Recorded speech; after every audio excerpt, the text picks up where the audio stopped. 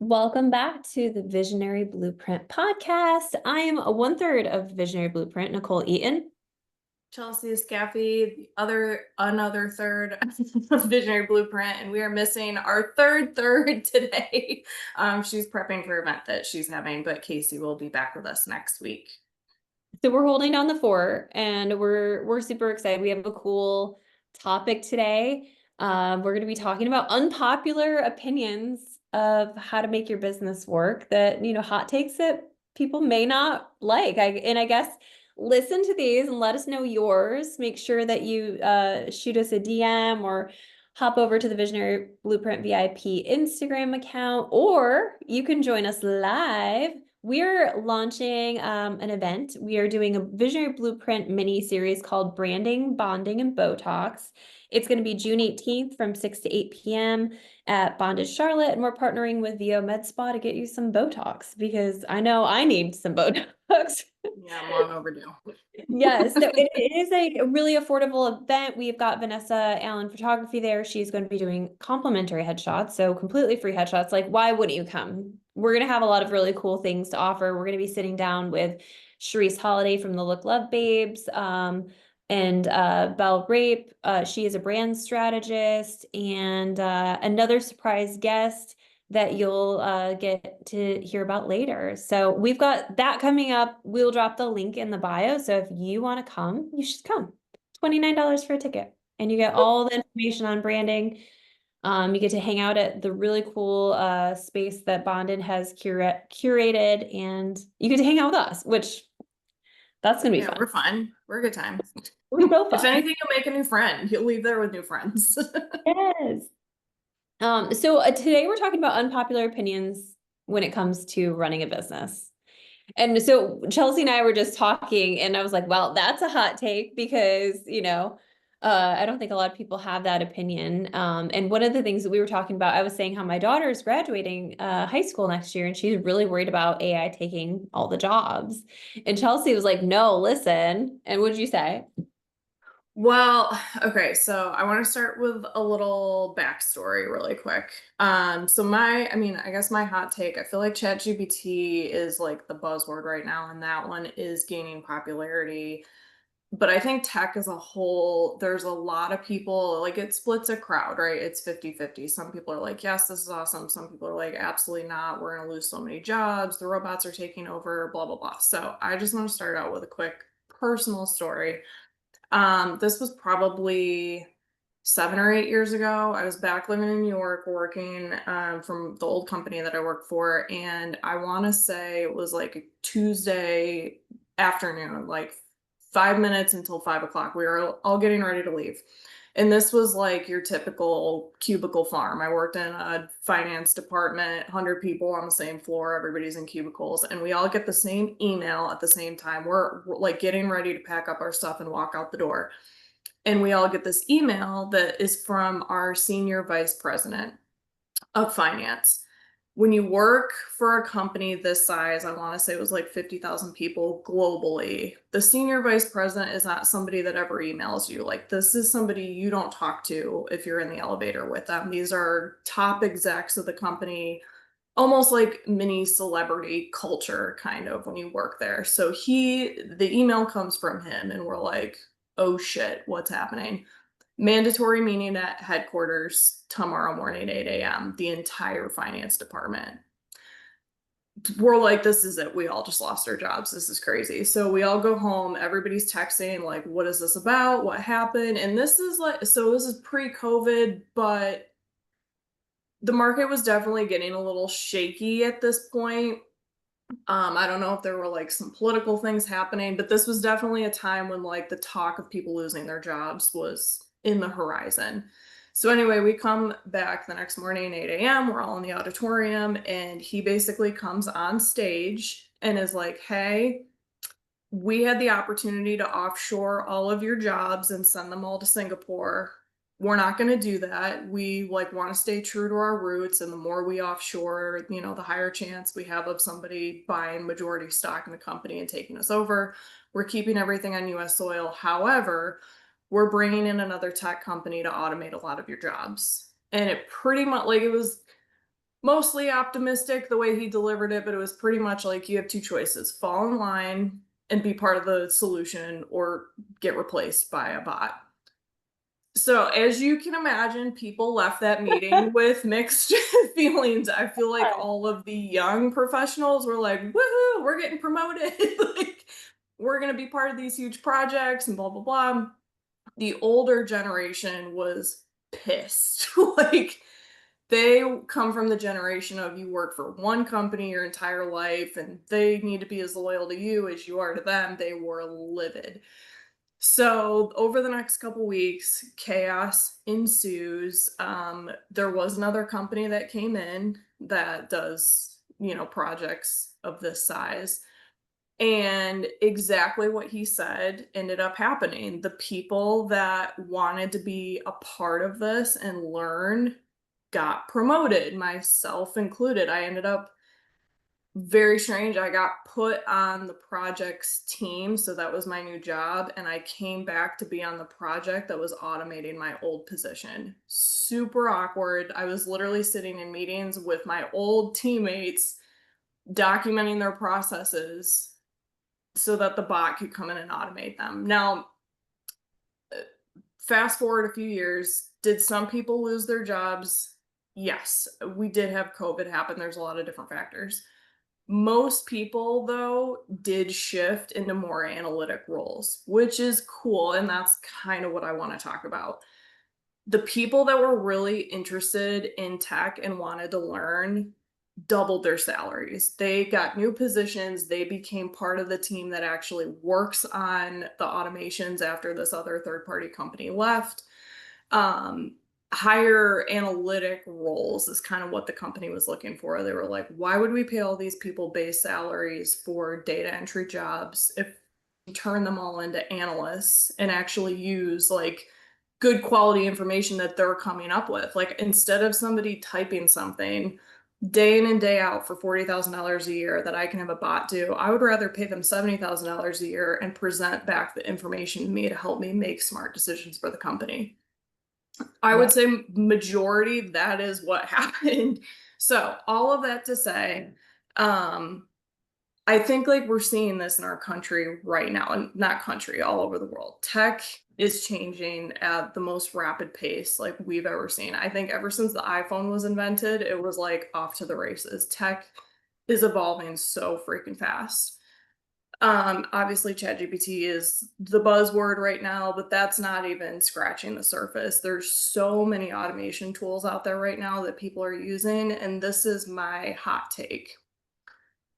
I have seen this technology not only save people money, but make people disgusting amounts of money. My prediction, this is not even my prediction. I've listened to people much smarter than me, and they're all saying this.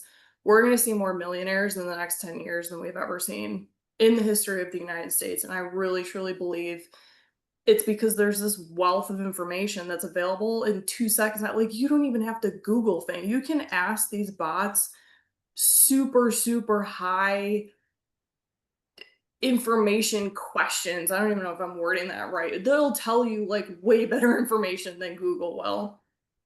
If you're not using that to your advantage, like I asked ChatGPT yesterday, and this is like a very vain thing, but it's a silly example. I was like, I'm going to Mexico in 2 weeks. I want to lose 7 pounds. Here's my lifestyle. Here's what I do every day. What's the best way to do that?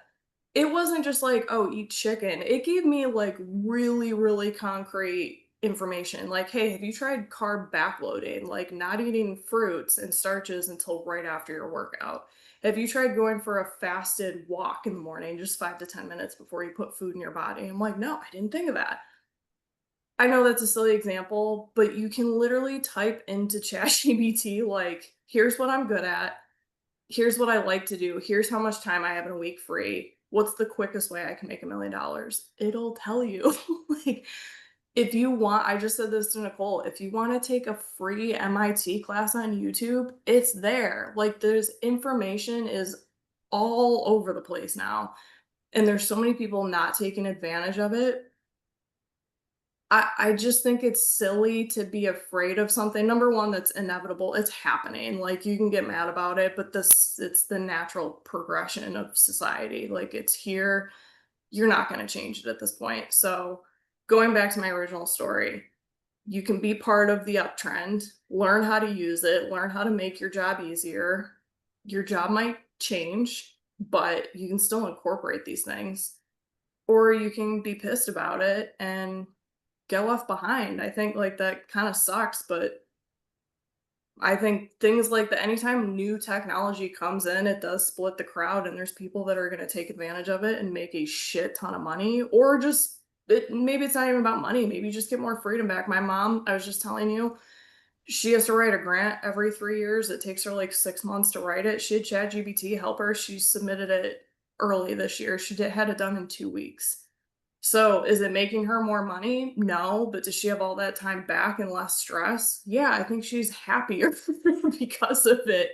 So yeah, you got two options: get in line or get left behind. That's my hot take. Yeah, and I think like the when it comes to AI, I was saying to my daughter, like this gives people chance to do what they're good at. Like this gives people a chance to shine in their creativity. It gives people their time back. I mean, 6 months versus 2 weeks to get something done is insane. And I know for me, like the areas of my business I struggle with that maybe in the past I couldn't have afforded to hire somebody. Now I have help copywriting my website. I can get a web page. I mean, you know how fast I build a damn web page, right? Like I can do it in probably an hour, hour and a half. And I always make sure it sounds like me. I never like give Chat GPT or whatever like the free leeway to just do or say whatever. Cause sometimes I'm like, that doesn't sound authentic and people can feel that. But it gives me the inspiration that maybe I didn't have, or gives me the time back to give a better idea of how I want to shape something. So yeah, I think that AI, as much as it's impacting and infiltrating, it can be a really positive thing for especially entrepreneurs. I mean, I was doing this with YouTube before this. I'm a first generation entrepreneur. And so when I was building a business, I built it exclusively off of shit I found on YouTube, trainings I found on YouTube, trainings I found through podcasts or live videos or whatever the case might be, webinars. I was binging as much as I can. And I think you're right. Like, this is going to separate the people who give a fuck and want to see their businesses progress and want to spend the time to make it even better, to say, hey, give me a multi-million dollar business model based on what I'm already doing. Tell me what needs to get weeded out and what doesn't. Like, I think that we will see a rise in creative entrepreneurs. Yeah. And I mean, it's not just about a personal level. Like I think you, Casey, and I, we are ourselves, business owners solo. So it's easy to kind of compare it to ourselves. But I watch this on larger scale too. If you do have multiple people working for you, just as an example, you could potentially take a salaried position that maybe you pay out 45, $50,000 a year, automate what that person was doing, and then give them a chance to do something that actually brings in more revenue for the company. And I've seen concrete examples of this. Like I'm not just like pulling this out of thin air. I just like recently watched this happen. That person that I'm speaking about right now makes more money individually, makes more money for the company, and is happier and is actually doing something they feel good about, because this data entry position that they were doing before, a computer can do it. Yeah. And the person didn't lose their job. The person got a promotion and is Yeah. happier. So as a business owner, like when you're taking stock in your own overhead and you're thinking about like, I'm paying this person, or like Nicole paid, can I say the amount? Yeah. $15,000 for somebody to edit her last book. $15,000. Like most people, that is not a number that they comprehend going out the door. That's a lot of fucking money.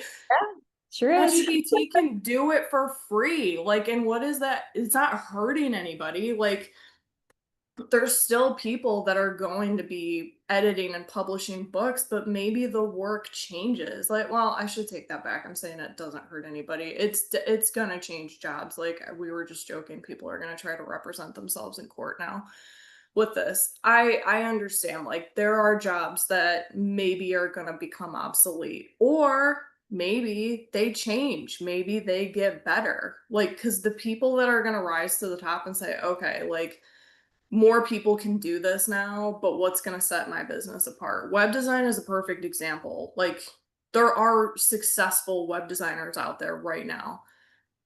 You can also build your own website. We've all done, what Nicole and I, between the two of us, have probably built 15 websites. They did the Easily. job for what we were doing, but like, there's other people out there that are still making a shit ton of money designing websites. My husband and I are working with a professional web designer right now. Our particular website requires more robust technology than I know how to do. So we are working with a professional, and that's what I'm talking about. Like the people that are super talented and hardworking, it is going to separate the two, but it doesn't mean like you're necessarily going to be completely out of a job. I don't know. I could be talking completely out of my ass right now, but I'm super optimistic about These all are this, and hot I'm takes, excited. right? These are, It is a hot take episode. and we don't know, but we always can control what we can control about it, right? And I think that having your belief about what AI is or does or is going to take, like that's a belief that you're going to create in your life anyway. So you might as well think of it in a way of how does this benefit me? How does this help my career? How does this help my business? And how am I going to separate myself with it as a Mhm. tool, as an assistant to what I'm already doing? I just think that, yeah, I think you're right. Like, is AI coming for jobs or is it making more millionaires? Um, Probably a combination of both. I don't know. yeah, I mean, there's some probably gonna be somebody in the comments like I lost my job because of this shit, and you don't know what you're talking about, and maybe I don't. That's so nuanced. Like, I only you know what I can't know. say the thing that is like going to appeal and have everybody in agreement, and that's what Yeah. makes it, you know. I'm just saying, over the last decade, truly decade, I have watched this tech topic come up in multiple instances, multiple different industries, and I've seen how it's impacted and changed things. And all I'm saying is, I think overall, it has impacted businesses for the better and people individually. It's impacted employees for the better too. Does that include every single person? Of course not, but I think overall it's going to help a lot of people, and I hope anybody that's stressed out about it maybe finds comfort. Yeah. Um, so another hot take, and this is something that I've like really enjoyed over the last couple of years, but this is more, I think this might be more so for coaches and like life coaches, the coaching industry as a whole, business coaches. Um, High ticket isn't the answer for everybody. Some people scale better with low ticket offers and high volume. I think that when you start getting into the coaching industry and you start listening to other coaches, it's like, you're not charging enough, you're not charging enough. And I think that sometimes that is true. And I mean, I just raised my prices. So you guys know, like sometimes that's true. And, you know, I started off as like a not-for-profit therapist. And now I'm like in the world of coaching and value myself in a business regard too. But I have this acquaintance that I'm connected with. Actually, her name's Liz Wilcox. She was on Survivor last season, but I met her before she was on Survivor because she does something called EMM. It's email marketing membership. It's $9 a month. And if you refer people, you make $4 back. So if you refer two people, you're paying like $1 a month, right? So this is her entire livelihood and setup is that she has this $9 membership, but she's a multimillionaire. So some like, and she kind of just said, this is the offer. I'm diving in on it. I'm going to make it the best I can make it. And then I'm going to spread the word wherever the fuck I can spread the word. I'm going to get on every podcast I can get on. I'm going to talk about it incessantly on live streams. I'm going to talk about it on other people's platforms, on YouTube, on whatever. And, you know, I met her at a business immersion event and she was like talking about it there. And I was like, actually, it's kind of like she sends these templates and then you just fill them in with your niche. So it's like you Mhm. have to think about emails, but you can still cultivate your community. And I was actually really surprised when I started sending emails that were less salesy, how much more interaction I got. Like if I was like, hey, what are you guys doing this week? Here's what I've got going on. Respond and let me know about your week. I've never responded to an email that I knew came from a business. I was getting 20 to 30 to 40 sometimes responses on these emails. And I'm like, wait a second. Okay. A, people are reading them. So that's like improving my readership. But like B, like people do just want to catch up and they don't want to be Mhm. talked to all the time and they don't want the email coming like to tell you about your special offer. And so I still do this membership I mean, it's probably been 3 or 4 years since I met her, but I think that there's this idea that people feel like, oh, I have to sell the highest ticket opportunity and like go all in on this, like being worthy enough and blah, blah, blah. And I think at the end of the day is that you can sell the offer that you feel the most confident in, that produces the most impact. And that if you want to sell a low ticket offer and have it in as many places as possible, you can. That's something that I do. I have high end coaching. If people want to dive out, go all in with me, I've got that for you. If you're like, I don't have the money, because I will always create an offer for the person I was a decade ago or 12 years ago or 15 years ago, where I couldn't have possibly afforded that. If somebody like a therapist sent me that bill, I'd be like, I don't know where the fuck that's going to come from, but not from me. So I have a membership that's $27 a month and it's free the first month in case somebody just wants the information and they can't stay. Mhm. So like, I think that you can be looking at the offers that you have and deciding whether or not you want to go all in on a big high ticket offer and have two clients over 10, or if you want to do a low ticket offer, I really do believe you can be successful, but you have to know what pathway you're going and you have to understand like the marketing that comes with a low ticket offer versus a high ticket offer, right? Like those are two different things. They're two different sales tactics and points. But yeah, I don't think that it has to be like high ticket coaching or bust. Yeah, well, and I think too, like this might be kind of a funny example, but I mean, let's say I want to make a lip gloss and that's my product. There's two directions I can go with it. I can sell it in 3,000 Walmart stores across the country for $5, or I can charge $50 for this lip gloss and maybe it's in Sephora and my market, shrinks, but every sale, produces a higher income. Both company The point is, like, I mean, if done properly and marketed well, both companies are going to be successful. Like if you look at the CEOs of these companies that sell lower ticket items in, Walmart, Targets of the world versus, the higher priced items, like they're both probably billionaires. Like both people are doing really well. It's just, you gotta take into account, like, what kind of manufacturers do I wanna work with? What do I wanna spend on marketing? What is my business model? Neither one's wrong, they're both successful, but if you scale that down to, like, me as a person, what am I offering? What feels right to you? Like, what are you gonna be confident in selling? Also, I think coaching is one of those things where and I'm not a coach, so if I'm speaking out of turn, let me know, but I think it really just comes down to, like, your own peace. Like, if I can only Yeah. take 3 calls a week because it's gonna be super draining, maybe I do wanna charge a high amount because that's all I have the bandwidth for, so I better maximize my revenue in those 3 opportunities. But if there's content that you can pre-record and put online and distribute to mass amounts of people, maybe it makes sense to charge less so you can attract more customers because it requires none of your time except the first time you have to record it. So I think, and that's kind of like a basic example. And again, I'm not a coach, but neither one of those are wrong. Both generate income. It's just like what makes sense to you. But I think you can be successful either route. Yeah. Yeah. And it's just, I think it's always about finding like your alignment within what you feel called to create an offer. Do you have time for one more? I think we have time for one more. Yeah. Unpopular opinion, but the number of followers does not equate to business success. I think that when we have like like being in the online space, it can like look like, oh, if this person has 150,000 followers, they have all these opportunities, they're making a lot of money.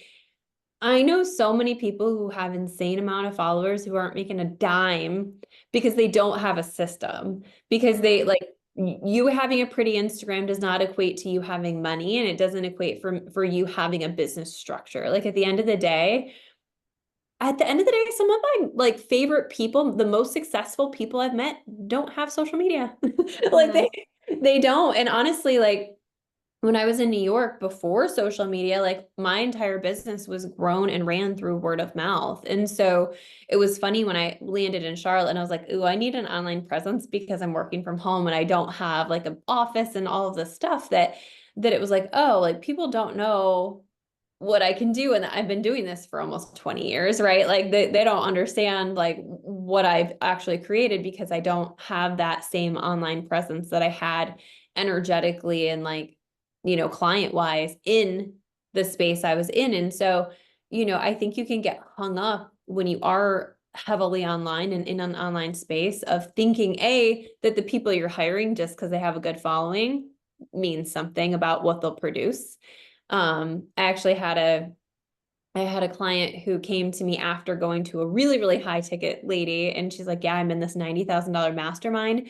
And she's like, I swear to you, Nicole, it's just her giving us journal prompts for 50 minutes. Like, that's it. That's all we're doing for 50 minutes. She's like, I've never felt like my money was more wasted. So I think sometimes the perception of social media and success and the perception of social media as a means or as a business strategy can get really messy if you're not keeping that in check. So that would be my hot take, is that just because you have a lot of followers or pretty Instagram account, it does not ultimately mean that you're going to be successful in your business. You need a system and you need a better way to acquire leads and clients.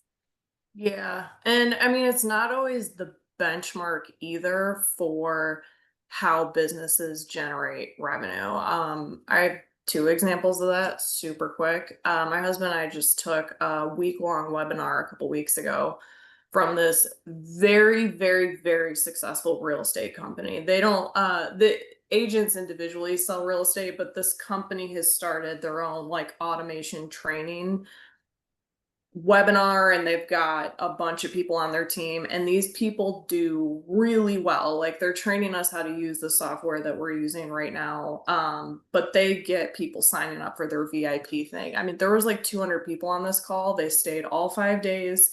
They got a ton of signups. Like these people are the real freaking deal. And we vetted them out. Like we had to pay to take this webinar, and we didn't just like throw it in for no reason. Like we vetted these people out. They're highly, highly successful people. We went to the main person's Instagram. She had 200 followers. And I was like, is this well, I just sat through a week of her class. I know she's legit. I looked her up online. I see how she does. Like, how is it possible that she has 200 followers? That's Yeah. not her main source for generating leads. She does everything on the internet. And I mean, she is a real estate agent, but she's doing so well with this other automation stuff that she really doesn't like post her closings or anything anymore.